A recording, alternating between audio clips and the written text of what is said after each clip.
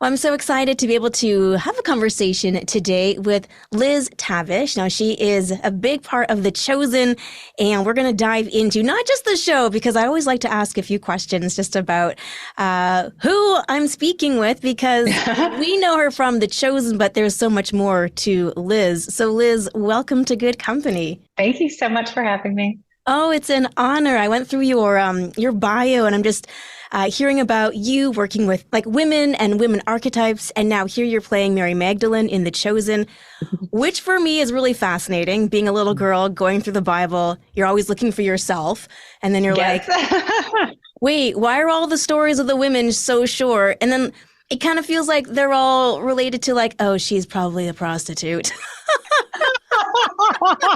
Like I'm not wrong, right? Yeah, I Mary, think there are only two archetypes women yes. are. Yeah, Yeah, it's like you're the prostitute or you're like the Virgin the Mary, virgin. Yeah, which yeah, is like this bar that is impossible for any yeah, woman to put or to reach. So yeah. let's just talk about you. Even like before you said yes to The Chosen, Sure. what was life like going into this new chapter of your life? Yeah, it was a lot of things going on. I was for work. I was mostly doing commercials in Austin, Texas, which is a right to work state. So there weren't a lot of union jobs, and even though I was working a lot, I wasn't able to really make that much to keep my head above water. So it was always Yeah. a struggle.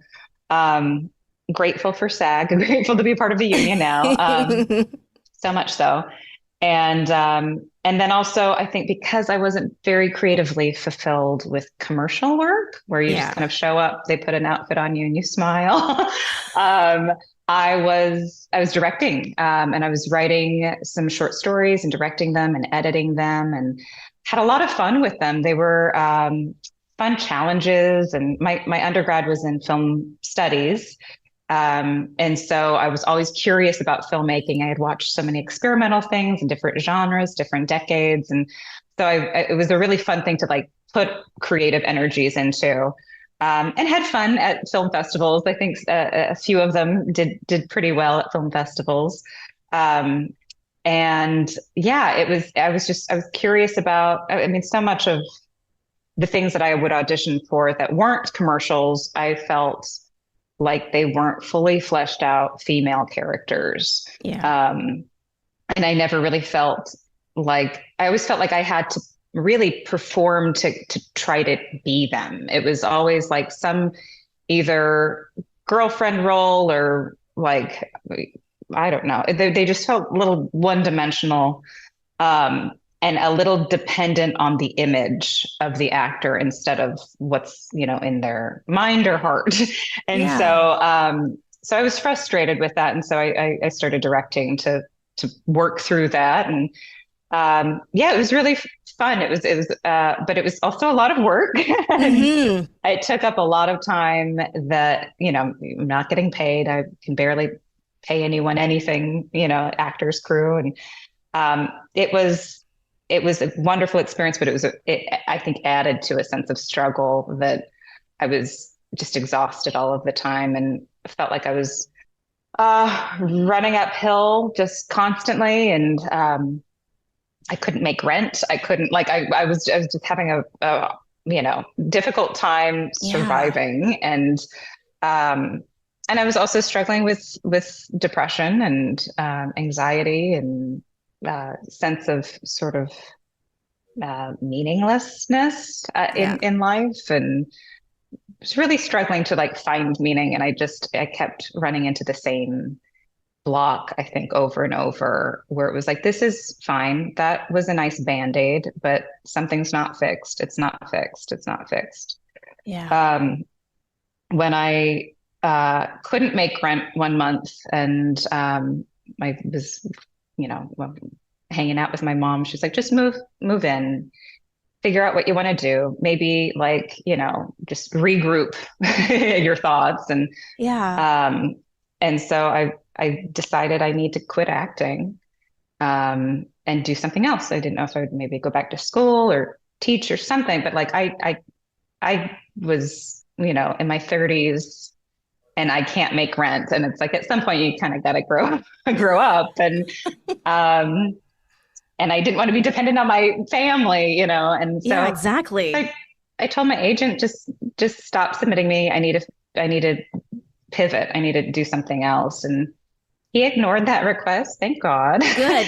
and Good. submitted me for this amazing role of Mary Magdalene in The Chosen, which at that time was a crowdfunded web series, which was something that you saw all the time in Texas. They never go anywhere. They're Hmm. fun, wonderful practice and experience, but like the idea of it turning into what it is now would have been a literal miracle, and it is. And um, but when I read this script, when I read for the character, I connected with her so deeply, and was, I think, really amused that even some of the darker feelings I had, the sadder, more despairing moments that I was going through were what she was going through in episode one. And that, like, I don't think I'd be able to play that had I not been going through that. So there was this immediate sense of God's using every little Yeah. bit, every bit of pain that we have. Like, there might actually be a purpose for it.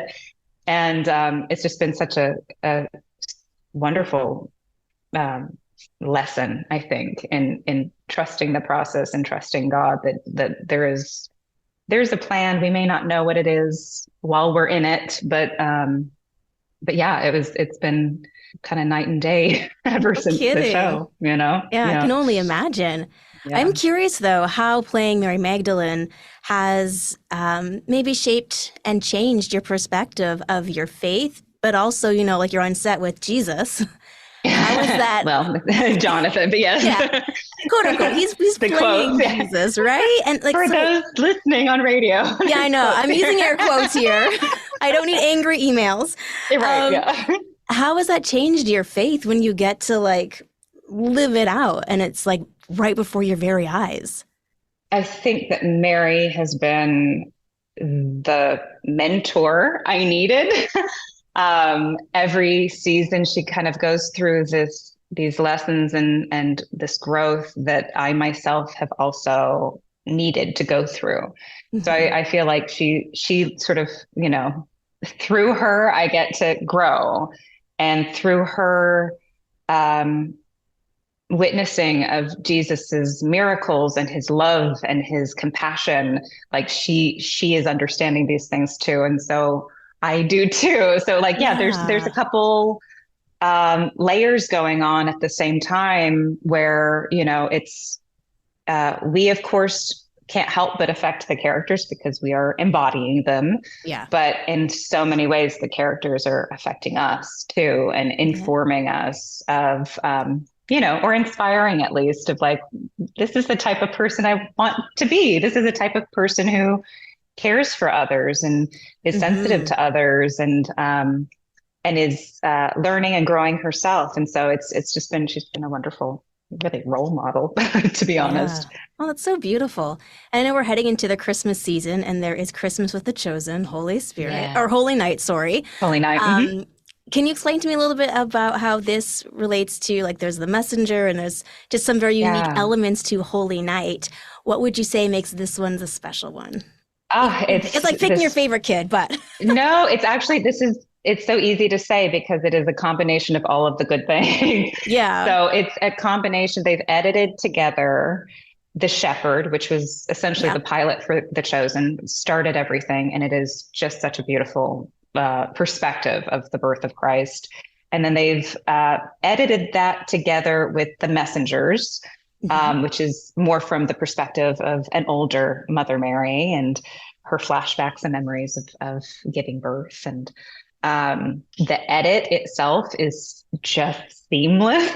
You wouldn't know that they were separate projects put together. It really feels like it was meant to be this way forever. The storytelling is just each portion, the shepherd and the messengers, they just keep informing each other and growing, the meaning for each other. It's really incredible. So you get to watch both of those, but edited together. Um, And then, of course, we get to see that in theaters, which is such a wonderful experience to like be able to watch that with your loved ones. Or even if you go alone, just to be surrounded by other people and witness this thing together. It's really Mhm. special. And that literally becomes larger than life before your very eyes. Yeah, exactly. Oh, amazing. Well, Liz, all the best this Christmas season. Oh, thank you so I much. You I too. pray the response for this is one of positivity, but also lives being changed. And so thank you so much for not quitting, for saying Thank you. yes to the role of Mary Oh, I Magdalene. didn't have a choice. Like, I had rent to pay. Oh no, that's not what I mean. Oh, okay, No, okay. I didn't have a choice. It had to happen. Yeah, Yeah. yeah. Well, I'm so glad that you did. And it's just touched so many people's Thank you. lives. So thank you for your faithfulness to the character and for the role that you play, not just in the Thank you film, but so much. also in how it's changing lives. So thank You're you. so sweet. Thank you. Nice chatting with you.